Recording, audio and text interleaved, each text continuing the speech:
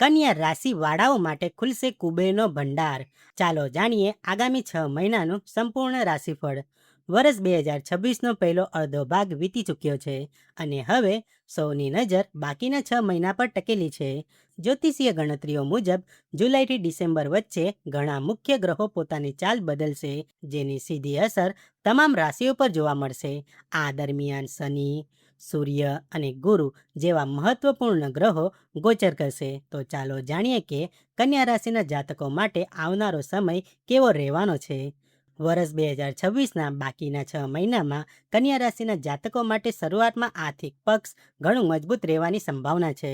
જુલાઈથી 31 October સુધી ગુરુ ગ્રહની સાનુકૂળ સ્થિતિ આવકમાં વધારો અને આર્થિક લાભની ઉત્તમ તકો પ્રદાન કરી શકે છે. આ સમયગાળામાં તમે નિયમિત આવકની સાથે સારી એવી બચત કરવામાં પણ સફળ રહેશો. જો કે 31 ઓક્ટોબર પછી ખર્ચનું દબાણ વધી શકે છે. બિનજરૂરી મુસાફરી અથવા અચાનક આવી પડતા ખર્ચને કારણે તમારું બજેટ થોડું ખોરવાઈ શકે છે. કરિયર અને વેપારની દ્રષ્ટિએ આગામી 6 મહિના સાવધાની અને સમજદારીપૂર્વક આગળ વધવાનો સંકેત આપી રહ્યો છે. કોઈ પણ નવા વેપારી કરાર કે રોકાણ કરતા પહેલા સંપૂર્ણ માહિતી મેળવી લેવી ખૂબ જ જરૂરી રહેશે. અજાણ્યા લોકો પર જલ્દી ભરોસો કરવાનું ટાળો. વિદેશ અથવા વિદેશી સંપર્કો સાથે જોડાયેલો વેપાર કરનારાઓને કેટલીક શાનદાર તકો મળી શકે છે.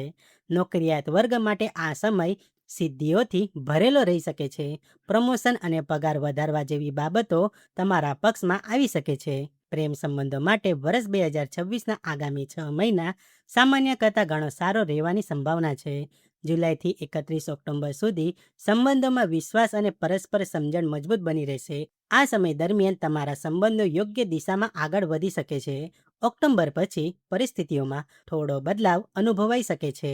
તેથી સંબંધોને પૂરતો સમય અને મહત્વ આપવું જરૂરી બની રહેશે. શુક્ર ગ્રહનો સાથ મોટાભાગના સમયે મળતો રહેવાથી પ્રેમ જીવનમાં સકારાત્મકતા જળવાઈ રહેશે. આગામી 6 મહિનામાં સ્વાસ્થ્યને લઈને સતર્ક રહેવું ખૂબ જ આવશ્યક છે.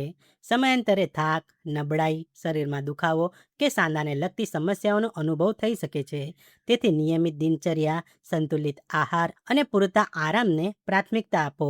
જે લોકોને પહેલાથી જ શ્વસન તંત્ર કે ફેફસાને લગતી કોઈ સમસ્યા છે, તેમણે વિશેષ સાવચેતી રાખવાની જરૂર પડશે.